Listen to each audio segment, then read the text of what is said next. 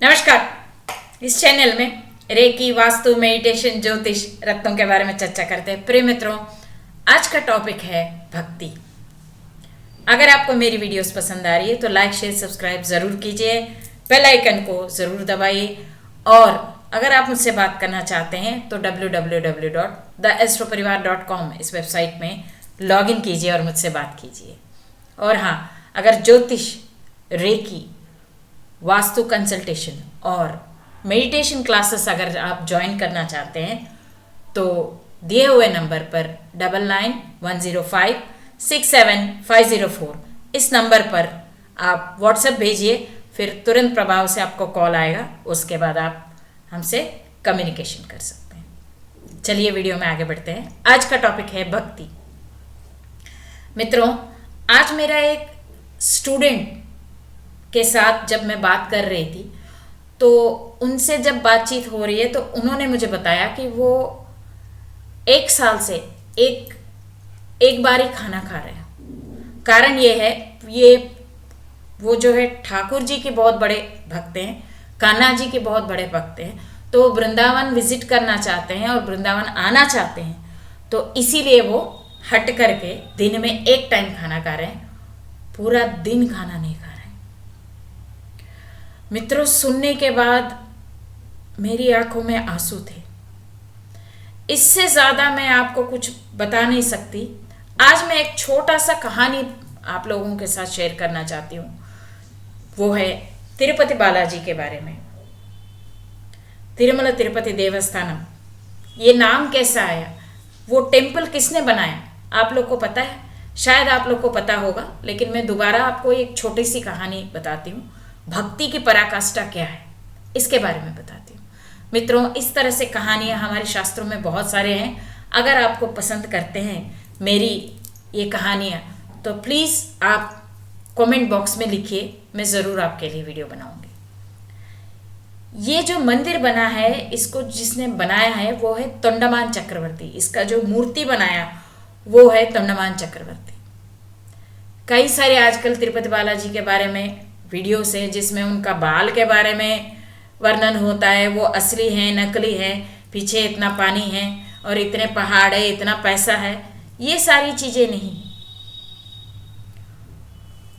उनकी असली ये था कि उनकी जो समय में जब वो वहाँ थे, मतलब रियल में विष्णु भगवान वहाँ पर भ्रमण कर रहे थे, उस समय में तोंडमान चक्रवर्ती उनसे डायरेक्टली बात करते थे।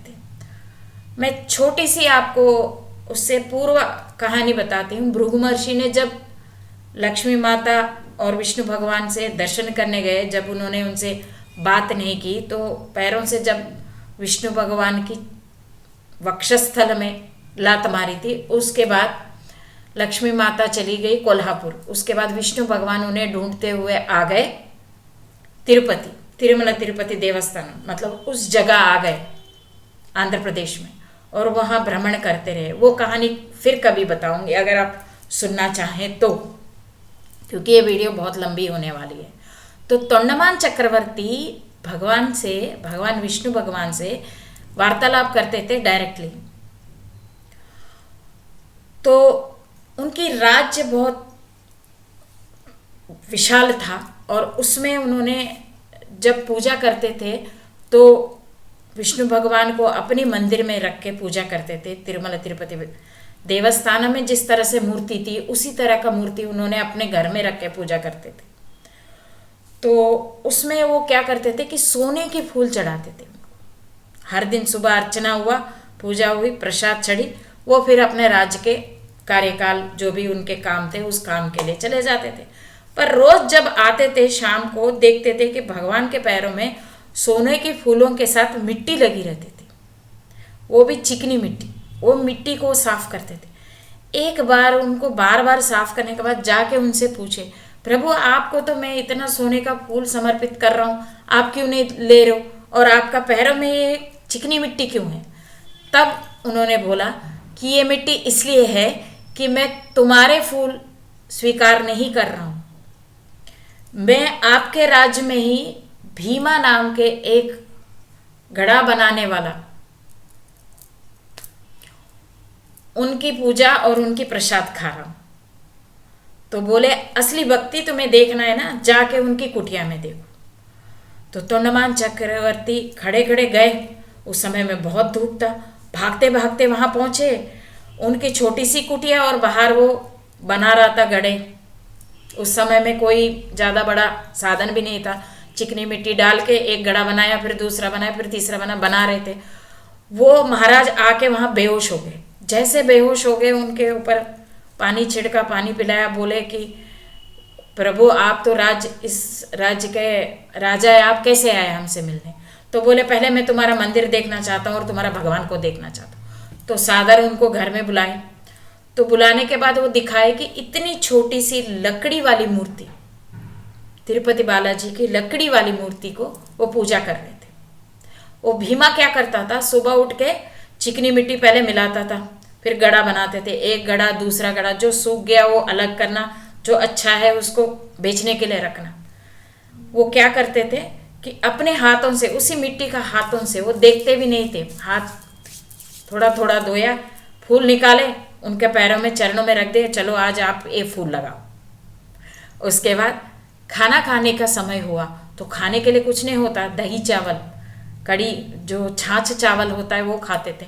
छाछ चावल, दही चावल, वो जो टुकड़े जो टूट गए थे, गड़े के टूट के, उसके अंदर उसी को कटोरी बना के उसमें डाल के खिला देते थे। बोलते थे भगवान तुम भूखे हो, तुम भूखा मत रहना, तुम खा लेना, तुम्हें भूख लगेगा। ये होता है प्रेम। खिला दिया उनको, अच्छे से खिला दिया, उसके बाद वो खुद खा लिए। अब इसीलिए आज भी जब तिरुपति बालाजी का प्रसाद चढ़ता है तो उसमें दही चावल जरूर चढ़ता है, और उस मंदिर में ही छोटा सा टुकड़ा में वो रख के, गड़े की जो दिया होता है ना, उस जैसे मिट्टी का पात्र बना के उसमें प्रसाद रख के भगवान को दिया जाता है। आज भी वहां पर दिया जाता है। वो होता है प्रेम। अरे आप जो खा रहे हो वो खिलाओ, जो है वो आपके घर में ही है, उनको बोलो, उनको लाड करो, उनको प्रेम करो। आजकल तो कान्हा जी का नाम से केक भी कट रहा है, बहुत अच्छी बात है। उनको सेलिब्रेट कर रहे हैं, उनका बर्थडे सेलिब्रेट कर रहे हैं। अपना घर में अपना प्रभु की तरह रखो, अपना एक फैमिली मेंबर की तरह रखो यार। इस तरह से फास्ट करना मुझे बहुत दुख लगा, क्योंकि इस तरह के जो भी फास्ट करते हैं उनको मैं रोकती हूँ। क्योंकि हमारी जो पंचांग में भी एकादश दिया हुआ है, एकादश करने के बाद द्वादश करो। द्वादश पारण करने का मतलब द्वादश की सुबह दिया बाती करके प्रसाद रख के खुद खाना है। एकादश पूरा दिन क्यों व्रत करना? हम 15 दिन खाना खाते हैं, जो भी मिल रहा है अच्छे से खाते हैं, मजे से खाते हैं, भोजन एंजॉय करते हैं, शरीर को अच्छा पालन पोषण देते हैं। लेकिन एक दिन पेट को खाली रखते हैं। भगवान का नाम दिया है, नहीं तो भगवान का भक्ति पाने के लिए या उनके पास पहुंचने के लिए, उनका रास्ता ढूंढने के लिए आप सभी लोग खाना बंद कर दो, सिर्फ भगवान के ही पास जाने के लिए एक टाइम खाना खाओ। भाई इस तरह से जो शर्त रखी है ना, वो सुन के ही मुझे बहुत दुख लगा। ऐसे करने वाला को एक दिन के लिए, अगर कोई ऐसा भगवान से हट करके करेगा ना, वो एक दिन के लिए इमरजेंसी वार्ड, हॉस्पिटल के इमरजेंसी वार्ड में जाके बैठो, पता चलेगा आपको कि क्या दुख क्या होता है, वो पता चल जाएगा। भगवान को बुलाओ, प्रेम से बोलो तुम मेरा घर का मालिक हो, तुम मेरे फैमिली मेंबर हो। इस तरह से प्रेम करो यार। क्षमा करना, सभी लोग का समय लिया मैंने, मैं थोड़ी भावुक हो गई थी। लेकिन अगर आपको मेरी वीडियो पसंद आ रही है तो लाइक शेयर सब्सक्राइब ज़रूर कीजिए। उस वेंकटेश्वर भगवान को मैं प्रणाम करती हूँ कि आज मुझे ये ज्ञान दिया, मैं आप लोगों के सामने शेयर कर पा रही हूँ। अगर आपको और भी इस तरह का वीडियोस देखनी है तो प्लीज़ कमेंट बॉक्स में ज़रूर लिखिए। और मैं सभी के साथ इस वीडियो को अभी ख़त्म कर रही हूँ। बहुत बहुत धन्यवाद। Love and piece.